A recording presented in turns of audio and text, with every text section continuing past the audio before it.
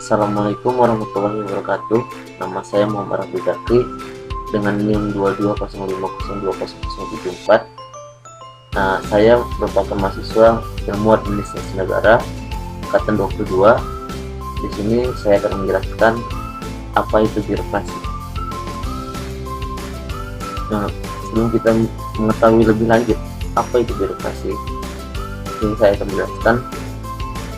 Birokrasi itu berasal dari kata biro yang diambil dari bahasa Prancis yang berarti meja, dan krasi yang diambil dari bahasa Yunani yaitu kantor. Jadi birokrasi adalah struktur organisasi digambarkan dengan hierarki yang pejabatnya diangkat atau ditunjuk, digaris tanggung jawab dan kewenangannya diatur oleh peraturan yang diketahui, dan justifikasi setiap keputusan membutuhkan referensi untuk mengetahui kebijakan yang pengesahannya ditentukan oleh pemberian mandat di luar struktur organisasi itu tersebut. Jadi secara garis besar, birokrasi itu merupakan meja kantor.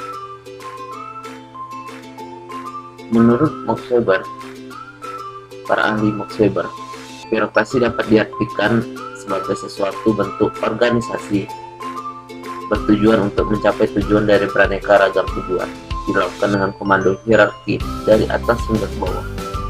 Maksudnya dari atas hingga ke bawah ini dari ketua hingga ke pegawai atau anggota. Jadi antara anggota dengan ketua itu harus mempunyai tujuan yang sama. Sedangkan menurut Saudara Mayati, birokrasi merupakan sistem penyelenggaraan yang dijalankan pegawai negeri berdasarkan peraturan perundang-undangan.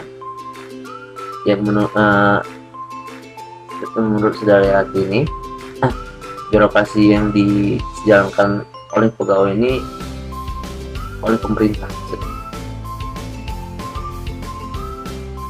Ciri-ciri birokrasi. Ciri-ciri birokrasi yang pertama, menciptakan pembagian kerja yang jelas yang menugasi setiap orang dengan tugas yang spesifik. Yang kedua, peraturan umum yang menuntut untuk mencapai tujuan. Yang ketiga, orang yang dipilih harus sesuai dengan kompetensinya. Yang keempat, kerja dalam birokrasi cenderung pekerjaan seumur hidup. Jadi maksudnya di sini menciptakan pembagian kerja yang jelas. Birokrasi harus dituntut menciptakan pembagian kerja yang jelas. Ini terutama untuk ketua birokrasi atau ketua kelompok agar menugaskan anggotanya kepada kerja yang jelas dan sesuai kompetensinya agar semuanya dapat berjalan sesuai dengan apa yang dijalankan. Juga peraturan yang harus ditetapkan harus mempunyai tujuan yang sama antara anggota dan ketua. Tujuan birokrasi: 1. Sejalan dengan tujuan pemerintah. Yang kedua, melaksanakan kegiatan dan program demi tercapainya visi dan misi pemerintah dan negara. Yang ketiga, melayani masyarakat dan melaksanakan pembangunan dengan netral dan profesional.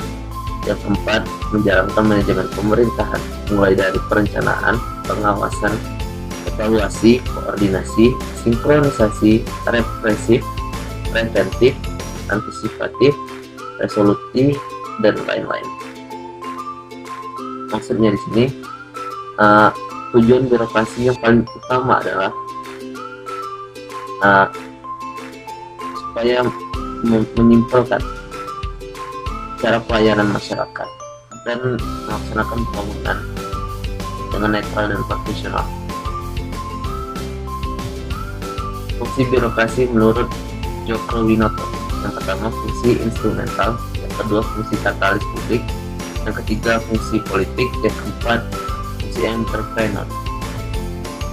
Fungsi lain dari birokrasi yang pertama, melaksanakan pelayanan publik. Jadi di sini pelayanan publik harus dilakukan secara tepat, cepat, dan tanggap. Yang kedua, pelaksanaan pembangunan yang profesional. Yang ketiga, perencanaan, pelaksanaan, dan pengawasan kebijakan. Yang keempat, alat pemerintah untuk melayani kepentingan masyarakat. Dan yang keempat, bukan merupakan bagian dari kepentingan politik. Maksudnya di sini semuanya itu harus sesuai kepentingan publik atau kepentingan bersama, bukan hanya kepentingan kelompok atau kepentingan politik saja. Lalu di sini pelayanan publik harus dijalankan secara ikhlas, secara cepat, dan tidak ada namanya uang bukan liar itu.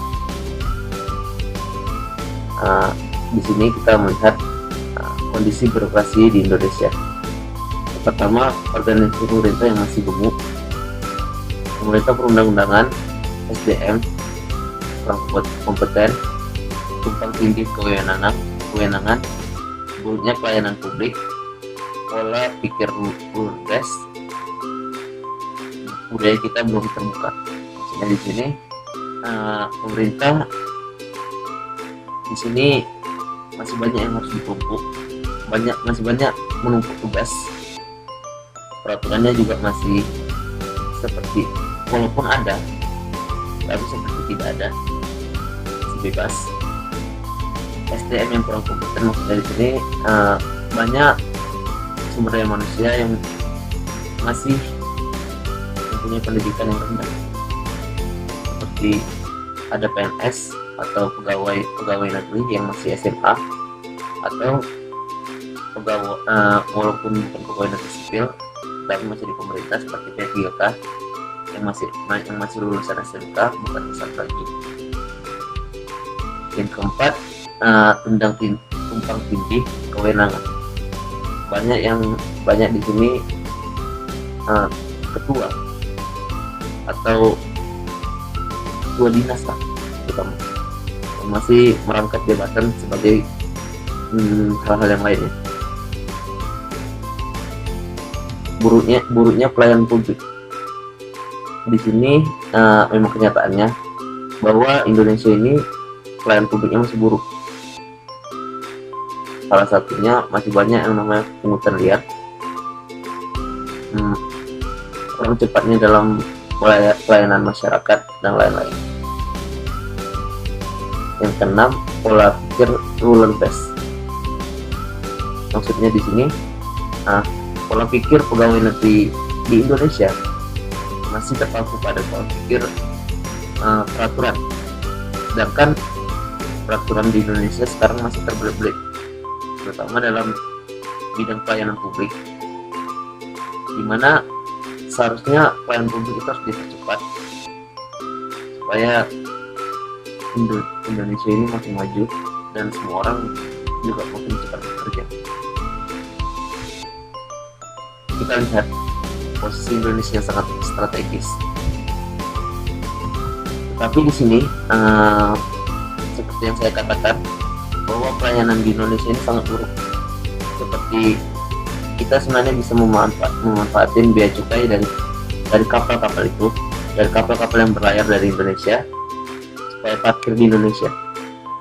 Mengapa kapal-kapal itu tidak mau memarkirkan kapalnya ke Indonesia? Karena pelayanan di Indonesia ini masih buruk, terutama di pelabuhan-pelabuhan ya. Masih banyak yang namanya pungutan liar, bayar sini bayar sana, jadi membuat kapal-kapal asing pun enggan ke Indonesia. Juga peraturan di Indonesia juga sangat terbelit-belit, berputar-putar, sehingga tidak kompleks untuk mereka yang kerja yang cepat dan tanggap. Tujuan reformasi birokrasi. Menurut para ahli, untuk menciptakan birokrasi yang bersih, kompeten, dan melayani, bersih dari KKN dan politisasi, kompeten terhadap tugas dan tanggung jawab yang diemban, dan melayani masyarakat dan dunia usaha atau investasi. Menurut Tamin, reformasi birokrasi adalah adanya pembaharuan dan penyesuaian untuk membentuk kembali pada maksud semula diadakannya birokrasi pemerintah. Dilaksanakan reformasi birokrasi agar birokrasi pemerintah selalu berlangsung baik dengan adanya pembangunan dan penyesuaian. Menurut para ahli, Yusuf, reformasi birokrasi dilakukan dengan upaya memperbaiki kinerja organisasi sesuai dengan tantangan yang sedang dan akan dihadapi. dan sesuai dengan harapan strategis yang ingin dicapai. Menurut Prasojo dan Kurniawan, reformasi birokrasi harus meliputi perubahan dari suatu sistem politik dan hukum secara menyeluruh, perubahan sikap mental dan budaya baik birokrat dan juga masyarakat, serta perubahan mindset dan komitmen pemerintah serta partai politik. Sekian dari saya. Jika penjelasan saya terbata-bata, saya mohon maaf. Wabillahi taufiq wal hidayah. Wassalamualaikum warahmatullahi wabarakatuh.